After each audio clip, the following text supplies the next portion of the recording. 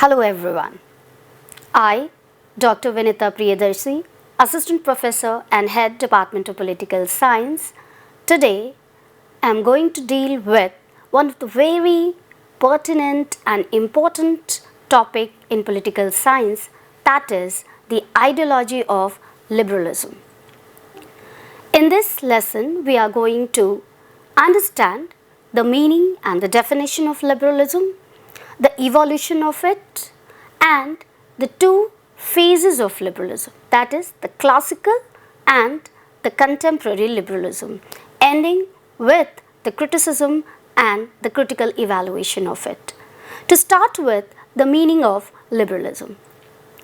Liberalism traces its origin from the word liber, meaning freedom. Liberalism as an idea considers freedom to be a positive thing. That is, it believes that individual has the right to freedom in every sphere, and if at any ground the freedom has to be curtailed by the state or any other authority, it has to be justified.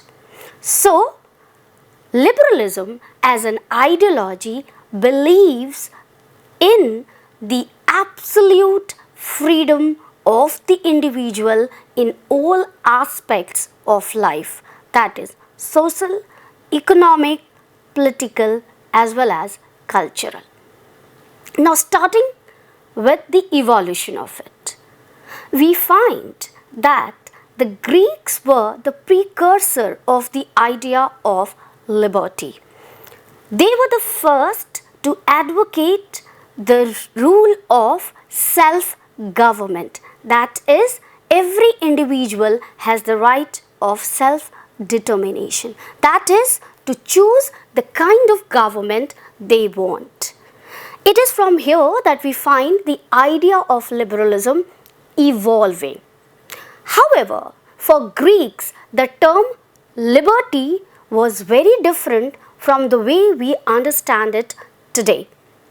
For Greek, political liberty was very limited and was confined only to those who were somewhere directly or indirectly associated with the state. That is, they were participating in the political affairs of the state, and political liberty was confined to them only.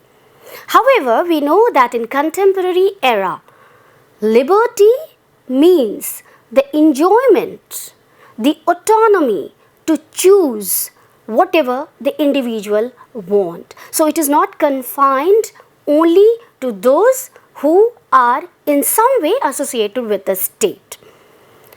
Thereafter, we find the first manifestation of liberalism in the Protestant Reform movement. The movement which tried to challenge the hierarchical, social and economic organization of authority. Those were the days when the power of the state was justified based on the divine right theory. That is, the state was considered as incarnation of God on earth.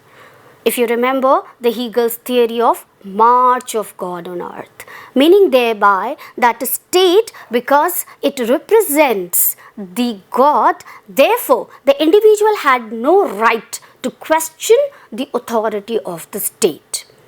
And liberalism as an idea challenged this divine right theory, and it believed in the rationality of the individual, rationality which made the individual question the authority of the state. So, state had to justify whatever it did.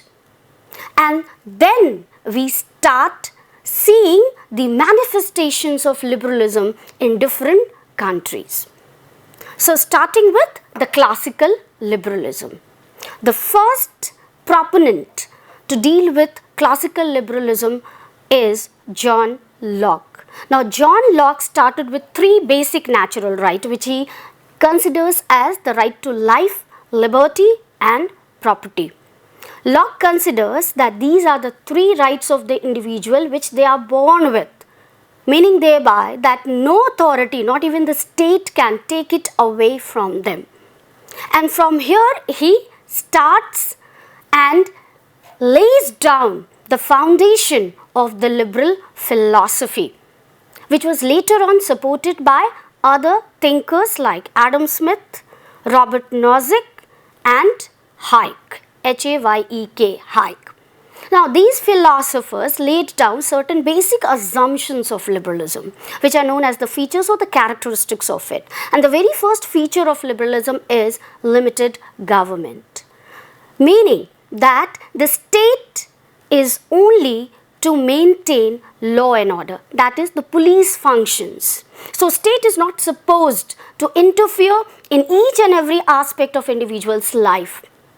The state just has to create the mechanism whereby the individuals are able to enjoy their freedom.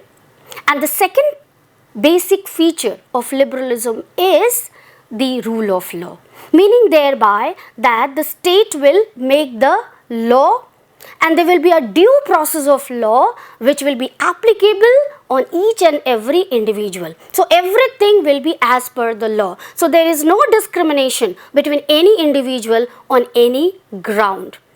And the third principle, which is why liberalism is associated with free market economy or capitalism or the laissez-faire economy, is the right to property.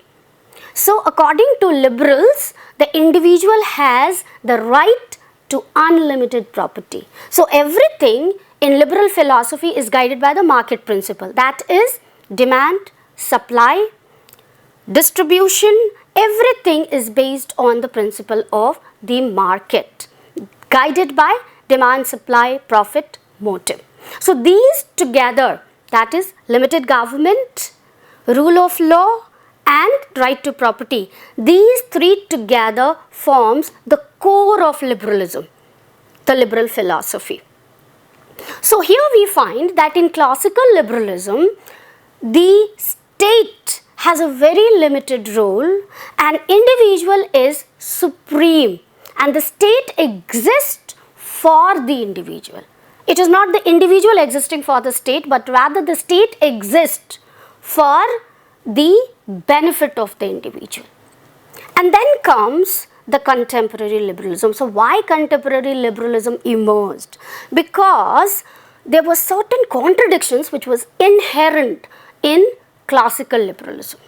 That is the mass poverty, the inequality which it created. Because when you say that individual is capable of judging their best, and therefore they should be left free, particularly in economic field. So, they will decide what they want to produce, how much they want to produce, where they want to sell it.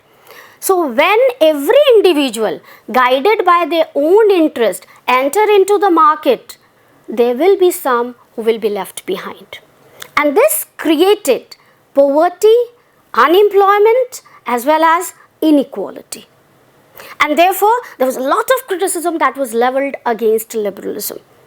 And in order to counter it, liberalism or rather classical liberalism reformed itself or modified itself. So, modern liberals, they believe in the basic assumption of classical liberalism with an exception. And the exception is that they agree to certain interference in the liberty of the individual, but in the interest of the welfare of all. So, from police state, we move on to the concept of welfare state. Welfare state meaning that state can interfere, but when? In order to support the greatest happiness of the greatest number. So, this is how we find liberalism making a transition, starting with unlimited freedom for the individual and then ending to certain restrictions on the freedom of the individual in the interest of the society. So, In today's lecture, we have dealt with the meaning of liberalism. Then we looked into the evolution of it, starting with the Greece, moving on to the Protestant reform movement, and then we dealt with the two phases of liberalism. The first phase, where it was no interference by the state in the affairs of the individual, and ending with the modern or the contemporary liberalism, which was supported by John Stuart Mill, Hobhouse, John Rawls. So they were the supporter of contemporary liberalism who believed in certain interference by the state, but in the interest of the larger interest of the people, that is maximum happiness of the maximum number, leading to the concept of welfare state. Thank you.